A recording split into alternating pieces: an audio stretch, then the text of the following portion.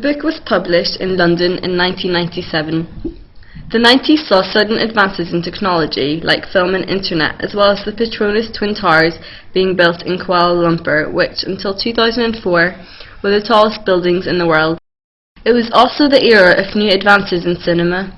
It was the boom in special effects and mega spending in big-budget films, this being the perfect time to publish a book on the cinematic city. The main theme and aim of the book was to show the influence of cinema on our cities worldwide through the portrayal of utopian and dystopian ideas and images. The author, David Clarke, a lecturer in geography, headed the idea for this book. He gathered all the authors to collaborate in his idea. All authors were predominantly lecturers in geography and environmental studies. Others lecture in a range of subjects, including cultural studies, speech communications, film and television, and planning history.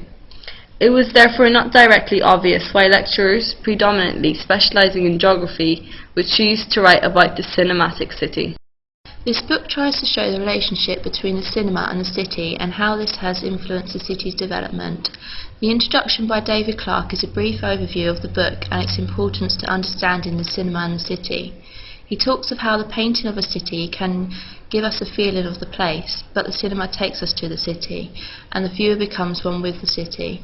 Cinema plays on counterbalance with two ends of the spectrum, for example, utopia and dystopia. The architecture is used to portray these different states. Author Colin MacArthur then explains how cities can be used to create stereotypes and build our beliefs on them. It's a Wonderful Life, A Perfect Family, Fountainhead, How an Architect Should Design. The stereotypes between the city and countryside, when one character visits the opposite to where they live, they are the total opposite to the people within their towns, shown in films such as Sleeping with the Enemy. The second chapter, by Juliana Brunos, speaks about how New York and Naples are beautiful cities to film, and how they are seen as if they were designed for the cinema. Brunos also speaks about how cinema can be used as an emotional tool to remember the past and rekindle emotions, as well as how media was used to film Italy for Italians in America. Other authors, John Gold and Stephen Ward, both lecturers at Oxford Brookes University, discuss the portrayal of town planning in documentaries and films. They further consider the perception of the town planner and what figures they represent in films, such as heroes and scientists.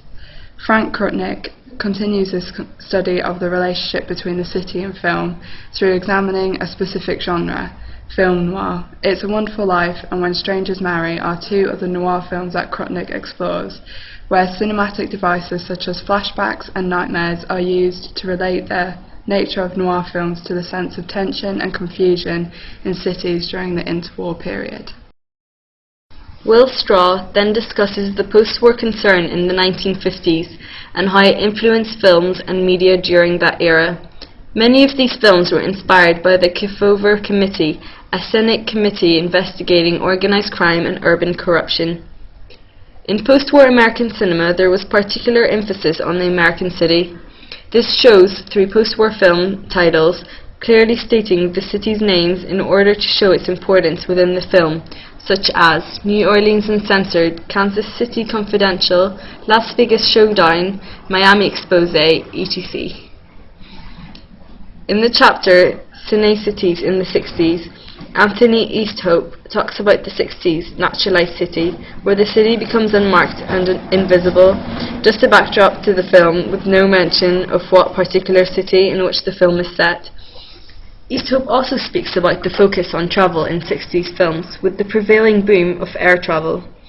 This is shown through repeated airport sequences, such as the first James Bond film in 1962, Dr. No, presenting an idealistic vision of an intercity utopian dream. I was to leave for Jamaica in 2 hours.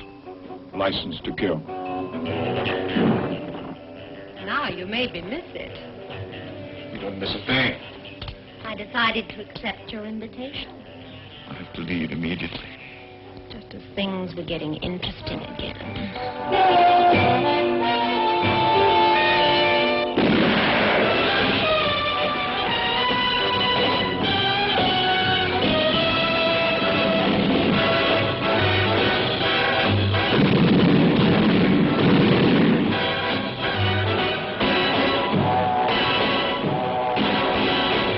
Author Elizabeth Maloney critiques the relationship of gender within our cities through 3 films. Falling Down, featuring Michael Douglas. That's too bad, because you know what? What? I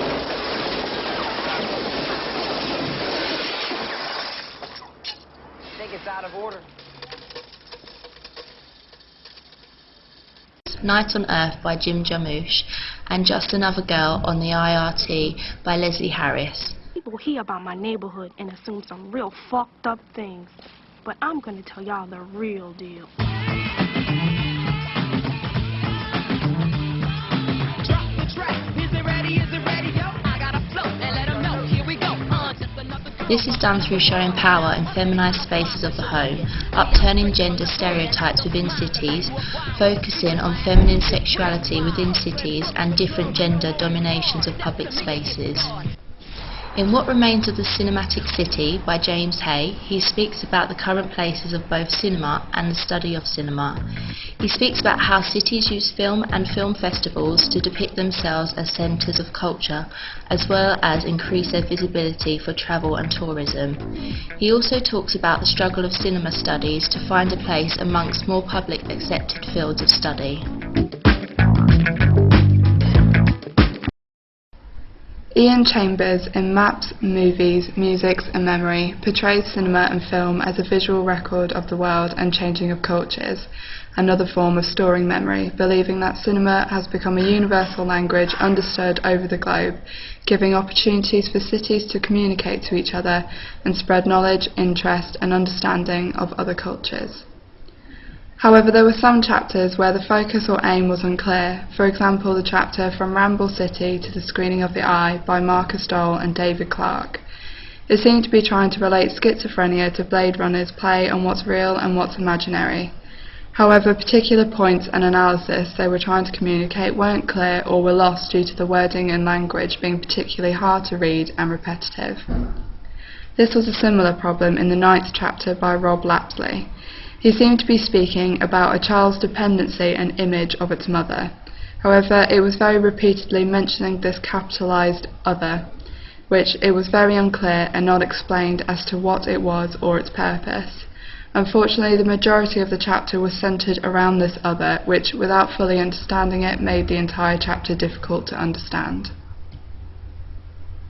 Our main issue with this book was we felt it wasn't very coherent. Some of the chapters repeat points from other authors and there doesn't seem to be any logical links between them. We thought it seemed as though the authors hadn't communicated with each other, which turned out to have truth in it when we spoke to 2 of the authors. J.R. Gould spoke about how he was asked to, quote, write up 6,000 words with a couple of illustrations, unquote, and explained how it was not a concept book, quote, but this is the outcome of an editor using a conference to put a book together and so the structure emerged from what was given, unquote. There were smaller issues we found, that being the lack of images, which was quite surprising for a book about cinema and perhaps would have been more effective with more stills of the movie scenes, or perhaps a series of stills to help describe certain scenes mentioned within the text. However, we did like that throughout the book, interesting metaphors and analogies were used to help explain complex ideas, and the comparison and contrast of the films were captivatingly demonstrated, discussed, and the logical use of division and classification mode to group certain ideas and demonstrate the main ideas which link to cinema and film. We believe that this particular book would be helpful in answering the 3rd essay question. Architecture has been influenced by alternate disciplines such as film, art, engineering, etc. Sometimes this influence on the surface seems simplistic. By taking the example of film and cinema, this book could help us explore the possible connections with architecture practice and design.